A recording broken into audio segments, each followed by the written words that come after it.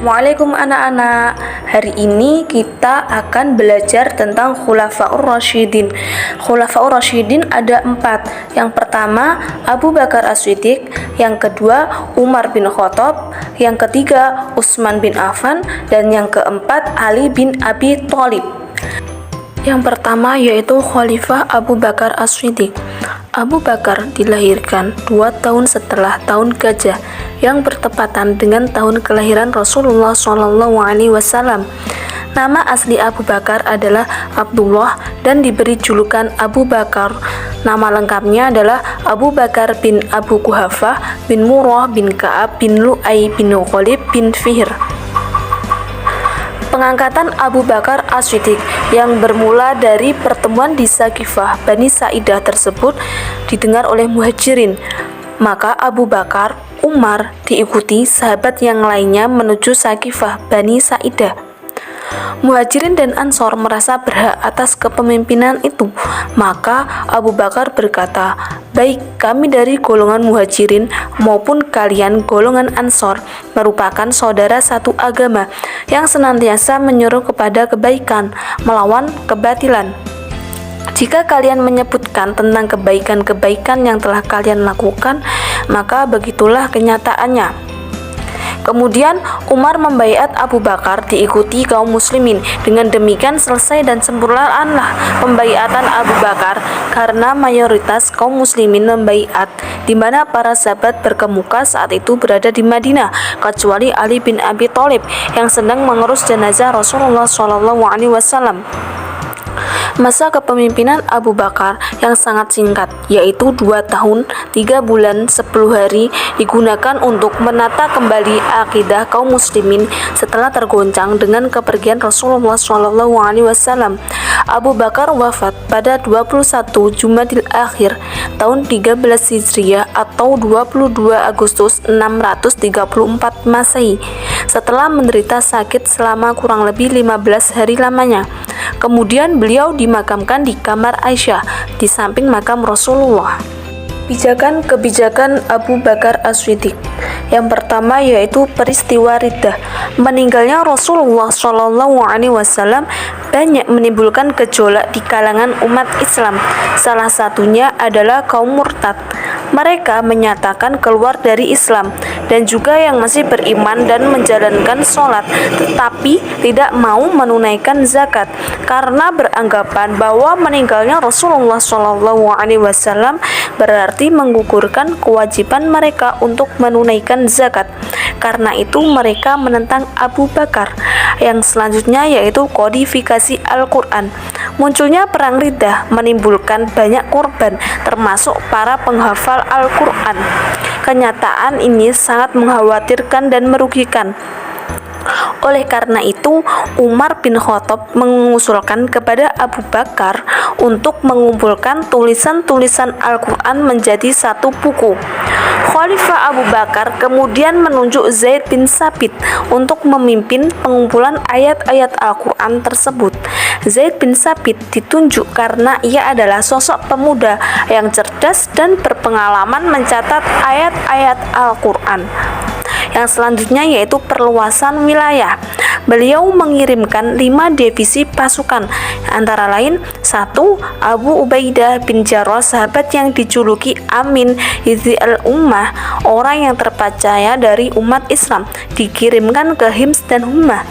Yang kedua yaitu Yazid bin Abu Sufyan, dikirimkan ke Damaskus. Yang ketiga yaitu Syurahbil bin Syurah ibnu Hasanah, dikirimkan ke Yordania. Yang keempat Amr bin As, dikirimkan ke Palestina. Dan yang terakhir Ikrimah ibnu Abu Jahal, pasukannya ditugaskan untuk selalu siap siaga menyokong keempat divisi di atas bila membutuhkan bantuan. Yang kedua yaitu Khalifah Umar bin Khattab. Umar bin Khattab lahir 13 tahun setelah kelahiran Rasulullah SAW. Nama lengkapnya Umar bin Khattab bin Nufail bin Adi bin Ka'ab bin Lu'ay. Umar menghabiskan separuh dari perjalanannya hidupnya pada masa jahiliyah. Ia tumbuh pada masa itu, sebagaimana anak-anak Quraisy lainnya. Ia mengungguli anak-anak Quraisy lainnya karena ia termasuk orang yang mau belajar dan pandai baca tulis. Sejak kecil, ia tumbuh dan berkembang dalam kehidupan yang keras. Sebelum masuk Islam, Umar sudah terbiasa menyelesaikan berbagai sengketa di kalangan bangsa Arab. Umar terkenal sebagai orang yang bijaksana, bicaranya fasih, penyantun, argumentasinya kokoh dan gigih mempertahankan segala sesuatu yang sudah menjadi tradisi suku Quraisy berupa ritual peribadatan dan sistem sosial. Keislaman Umar bin Khattab membuat Islam semakin kuat. Dakwah Rasulullah SAW yang semula dilakukan dengan sembunyi-sembunyi, lambat laun dilakukan dengan terang-terangan. Rasulullah SAW melihat telah tiba saatnya untuk berdakwah secara terang-terangan. Pengangkatan Umar bin Khattab. Ketika Abu Bakar menderita sakit dan merasa sakitnya semakin parah, beliau mengumpulkan beberapa orang pemuka sahabat. Di hadapan mereka, Abu Bakar mengatakan, "Kalian telah melihat keadaanku seperti ini. Aku kira sakit yang aku derita kali ini akan mengantarkanku kepada ajalku. Karenanya, hendaklah kalian memilih orang-orang yang paling kalian cintai untuk menjadi pemimpin kalian. Bila kalian memilihnya selagi aku masih hidup, maka yang demikian itu lebih baik agar kalian tidak berselisih sepeninggalku. Sesungguhnya aku telah menunjuk Umar bin Khattab untuk memimpin kalian." Maka dengar dan taatilah kaum muslimin menjawab, "Kami mendengar dan kami taat." Umar mulai memegang tampuk kekhalifahan pada hari Selasa 22 Jumadil Tsani tahun 13 Hijriah, bertepatan dengan 13 Agustus tahun 634 Masehi. Umar bin Khattab wafat 3 Zulhijjah tahun 23 Hijriah dengan masa kepemimpinan 10 tahun 6 bulan 10 hari. Substansi strategi dakwah Umar bin Khattab yang pertama yaitu mengatur administrasi negara. Dengan mencontoh administrasi yang sudah berkembang di Persia, Umar bin Khattab mengatur pemerintahan menjadi 8 provinsi: Mekah, Madinah, Syria, Jazirah, Basrah, Kufah, Palestina, dan Mesir. Yang kedua, mengeluarkan undang-undang.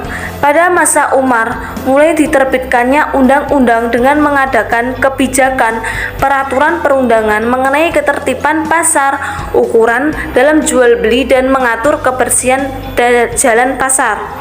Yang ketiga, membentuk departemen.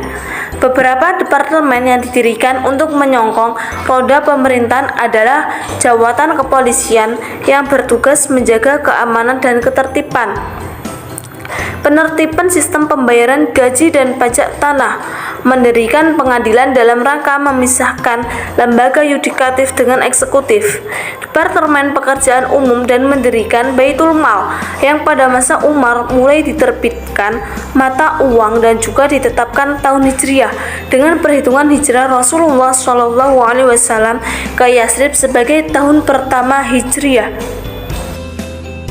Yang selanjutnya yaitu Khalifah Utsman bin Affan. Khalifah Utsman bin Affan. Yang selanjutnya yaitu Khalifah Utsman bin Affan. Utsman bin Affan lahir di Mekah 5 tahun setelah tahun Gajah. Ada juga pendapat yang mengatakan beliau lahir di Taif. Usia Utsman 5 tahun lebih muda dari Rasulullah SAW. Nama lengkapnya adalah Utsman bin Affan bin Abu al-As bin Umayyah bin Abdi Syam bin Abdi Manaf bin Qushay bin Kilab. Nasabnya bertemu Rasulullah SAW pada Abdul Manaf.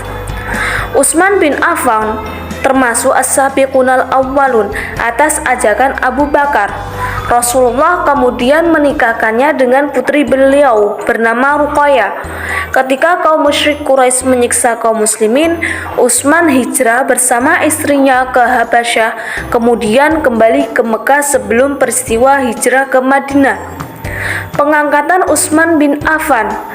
Akhir masa pemerintahan Umar bin Khattab diwarnai dengan penikaman yang dilakukan oleh Abu Lu'lu'ah, budak dari Mughirah bin Syu'bah.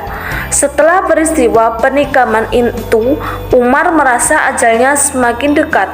Maka ia meminta untuk menunjuk khalifah pengganti. Metode pemilihan khalifah baru yang digagas oleh Umar bin Khattab adalah musyawarah yang dilakukan oleh orang-orang terbatas. 6 orang sahabat ini terdiri dari Ali bin Abi Thalib, Utsman bin Affan, Abdurrahman bin Auf, Sa'ad bin Abi Waqqas, Zubair bin Awam, dan Thalhah bin Ubaidillah. Setelah bermusyawarah di antara keenam sahabat, maka terpilihlah Utsman bin Affan sebagai khalifah selanjutnya. Utsman bin Affan dibaiat menjadi khalifah pada hari Senin 28 Zulhijjah tahun 23 Hijriah dan dimulai menjalankan tugas khalifahnya pada bulan Muharram 24 Hijriah. Utsman bin Affan wafat pada 18 Zulhijjah tahun 35 Hijriah bertepatan dengan 20 Mei 656 Masehi setelah menjadi khalifah selama kurang lebih 12 tahun. Substansi dan strategi Utsman bin Affan yaitu yang pertama, perluasan wilayah. Daerah strategis yang sudah dikuasai Islam seperti Mesir dan Irak terus dikembangkan dengan melakukan serangkaian ekspedisi militer yang terencana secara cermat. Beberapa wilayah berhasil dikuasai meliputi Armenia, Tunisia, Cyprus, Rhodes, dan bagian yang tersisa dari Persia. Yang selanjutnya yaitu pembukuan Al-Quran. Pada masa Utsman terjadi perselisihan mengenai cara baca Al-Quran. Utsman memutuskan untuk melakukan penyeragaman cara baca Al-Quran, dan cara baca inilah yang secara resmi dipakai oleh kaum muslimin. Untuk itu, setelah pembukuan Al-Quran selesai, dibuatlah beberapa salinan untuk dikirimkan ke Mesir, Syam, Yaman, Kufah, Basrah, dan Mekah. Satu mushaf disimpan di Madinah, yaitu Khalifah Ali bin Abi Thalib. Ali bin Abi Thalib lahir pada hari Jumat 13 Rajab tahun 600 Masehi di kota Mekah. Nama lengkapnya adalah Ali bin Abi Thalib ibnu Abdul Muthalib ibnu Hashim ibnu Abdi Manaf ibnu Qusay ibnu Kilab ibnu Murahi ibnu Ka'ab ibnu Lu'ay. Ali bin Abi Thalib termasuk dari golongan as-sabiqunal awwalun dari kalangan anak-anak. Sejak kecil beliau diasuh oleh Rasulullah SAW. Oleh sebab itu beliau terdidik dalam kesempurnaan akhlak dan sifat-sifat yang terpuji. Pengangkatan Ali bin Abi Thalib. Ketika terjadi pengepungan atas Khalifah Utsman bin Affan oleh para pemberontak, Ali bin Abi Thalib meminta dua orang putranya, Hasan dan Husain, untuk menjaga Khalifah Utsman. Namun, akhir dari pengepungan itu adalah meninggalnya Utsman bin Affan. Pada peristiwa, para sahabat berkumpul dan mengutarakan pendapat mereka kepada Ali. Utsman telah tiada dan umat membutuhkan pemimpin. Sampai saat ini tidak ada seorang pun yang pantas menjadi pemimpin umat Islam selain engkau, dan tak ada juga seorang pun yang lebih senior dalam Islam dan lebih dekat dengan Rasulullah SAW selain engkau. Sementara keadaan semakin kacau dan mengkhawatirkan sehingga Ali ragu-ragu untuk mengambil keputusan dan tindakan. Mereka terus mendesak Ali untuk bersedia menjadi khalifah, mengingatkan keadaan yang lebih buruk dan terjadi jika Ali tidak bersedia menjadi khalifah. Akhirnya Ali bin Abi Thalib bersedia dan dibaiat menjadi khalifah pada tanggal 24 Juni tahun 656 Masehi di Masjidin Nabawi. Ali meninggal pada 17 bulan Ramadan 40 Hijriah. Ali bin Abi Thalib ditikam oleh Ibnu Muljam pada 20 Ramadan. Beliau meninggal dimakamkan di Kufah. Beliau meninggal dalam usia 63 tahun dan menjadi khalifah selama 4 tahun 9 bulan.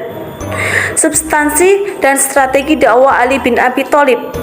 yaitu yang pertama memecat kepala-kepala daerah yang diangkat Utsman, kemudian mengirimkan kepala daerah baru yang akan menggantikan mereka, mengambil kembali tanah yang dibagikan Utsman kepada kerabat tanpa jalan yang sah. Demikian juga hibah atau pemberian Utsman kepada siapapun yang tidak beralasan diambil kembali untuk dikuasai negara.